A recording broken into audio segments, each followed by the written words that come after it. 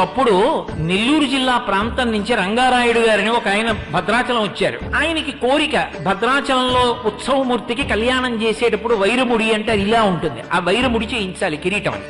ఎలా? పాపం ఆయన దగ్గర డబ్బు లేదు, వైరముడి చేయించాలని కోరిక.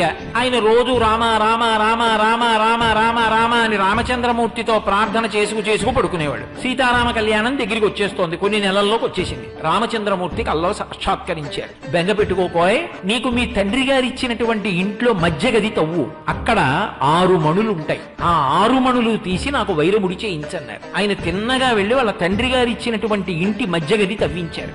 6 మణులు దొరికాయి. 6 మణులతో వైరముడి చేశారు.